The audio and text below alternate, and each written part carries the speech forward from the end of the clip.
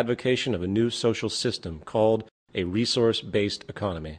We will describe its basis in regard to industry and labor, specifically discussing the role of technology and automation, while isolating the 5 most important steps to achieving the most efficient and effective production methods possible. Then we will address the role of so-called government in this new system, explaining the arcane nature of the institution as it exists today, and how, through the use of advanced decision-making methods, we will be able to remove the dangerous subjectivity and self-interest currently at work, and rather, we will arrive at decisions based on the scientific method with the use of computer technology. A resource-based economy utilizes existing resources rather than commerce. All goods and services are available without the use of currency, credit, barter, or any other form of debt or servitude. The aim of this new social design is to free humanity from the repetitive, mundane, and arbitrary occupational roles which hold no true relevance to social development, while encouraging a new incentive system that is focused on self-fulfillment, education, social awareness, and creativity, as opposed to the shallow and self-centered goals of wealth, property, and power which are dominant today. The Venus Project recognizes that the Earth is abundant with resources, and that our outdated methods of rationing resources through monetary control are no longer relevant. In fact, they are very counterproductive to our survival. The monetary system was created thousands of years ago during periods of great scarcity. Its initial purpose was as a method of distributing goods and services based on labor contributions.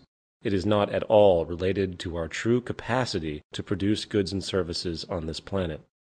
The bottom line is that physical survival and quality of life is based solely on our use, management, and preservation of the Earth's resources. Now, with our ever-growing scientific ingenuity to utilize those resources in the most humane, technologically constructive, and strategic ways, the tradition of labor for money and money for resources now has no legitimate basis. Industry and labor. As expressed previously, statistics have shown that human beings are increasingly being replaced by automated machines in the workforce, causing unemployment and hence a reduction in the purchasing power of the citizenry, slowing so-called economic growth. Consequently, we are now seeing a deliberate stifling and withholding of technological development for the sake of keeping people employed. It's like having an electric drill available during a job, but instead you use a manual drill because you want to get paid for more hours.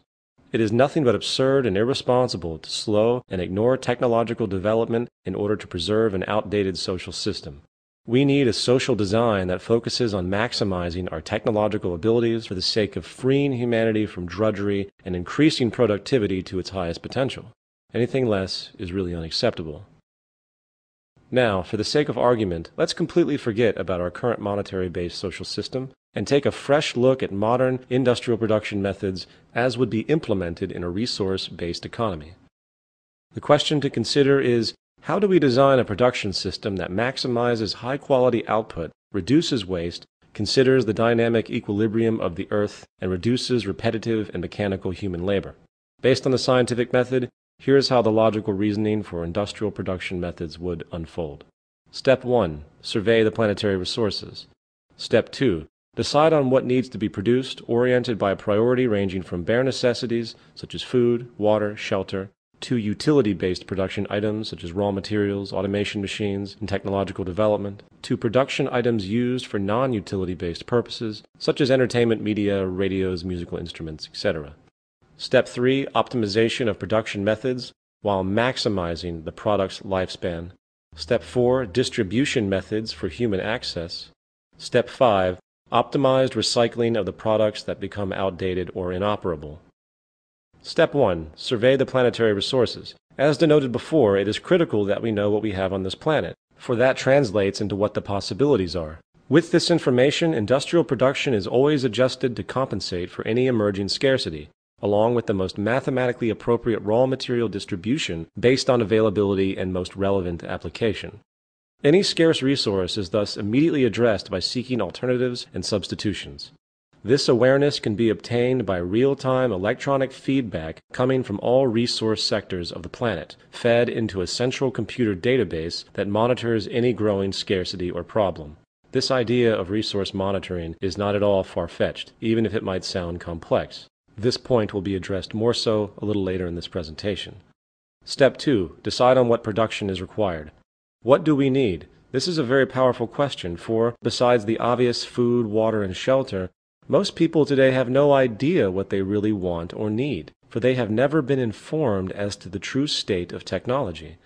What we think we need is directly a result of the state of technological development. Someone who has dust in his or her home might think, "I need a vacuum cleaner." Are they sure? Perhaps what they actually need is a household pressure system that does not enable dust to enter or is equipped with electrostatic air filters that eliminate what dust there is. If we think very critically about what we think we need in a material sense, we can begin to see that needs are always in transition. Science and technology are barometers of utilitarian human need, and therefore all products made should be as advanced as that period of time makes possible. Our current monetary system, which generates wasteful, outdated products constantly just to keep the companies and economy going, does not have the ability or the desire to produce the most advanced tools for our use. This is because the majority of the products produced today would not exist if society focused on what would best serve the needs of society itself. Step 3. Optimization of production methods, maximizing product lifespan. If I was going to build myself a desk, I would try to make sure that desk would last as long as possible. That makes sense, right? If the desk breaks, that means I would have to build another one at the cost of more labor. It would seem logical that everything produced in society would have the longest possible lifespan that is technically possible. Sadly, the exact opposite occurs in our current system. For, as previously discussed, the monetary system thrives on multiplicity and planned obsolescence. Without it, the whole economy would collapse. In a saner world, we would make things that last. The optimization of production methods is about using the most powerful materials and methods while outputting the most long-lasting and effective products. Furthermore, human labor is not only currently being replaced by machines because it is more cost-effective in the profit system, machine labor is actually much better than human labor, and output statistics have shown this continually. This, of course, should be of no surprise. For a machine does not get tired, and it is always more accurate and consistent than a human mechanically. High-efficiency labor automation coupled with the scientifically managed resource abundance will allow for a fluid, near-scarcity-less environment which could be operated by only a small fraction of the population.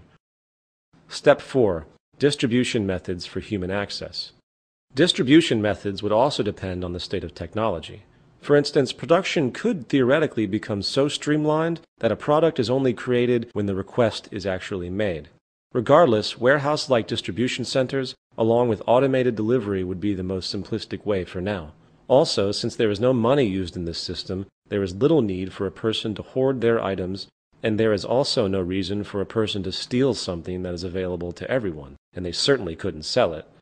Also, in light of the fact that all goods in a resource-based economy are designed to last as long as possible, the consumer culture values that exist today would also be outgrown. Not to mention all the other value distortions imposed by advertising today, which makes people feel greedy, inferior, or inept. Advertising would not exist in this new system, outside of general product information available to a person who thinks they might need it. To obtain a product, a person would likely just go online, search for the item's functionality, select the item and request it. It would be available for pickup or delivery soon after. Step 5. Optimized recycling of the products that become outdated or inoperable. This step actually begins at the production stage, for each product designed has had incorporated into it the consideration of recycling. Nothing ever used in production would be unsustainable or unrecyclable in some way. This is strategically considered to make sure that all older products are reused to the maximum amount enabled by known methods, reducing waste. Now, one of the more confusing and difficult components for many to consider has to do with the deliberate focus of using machines to replace human labor whenever possible. The question is always, who will maintain the machines? Machinery today is now being combined with computerization.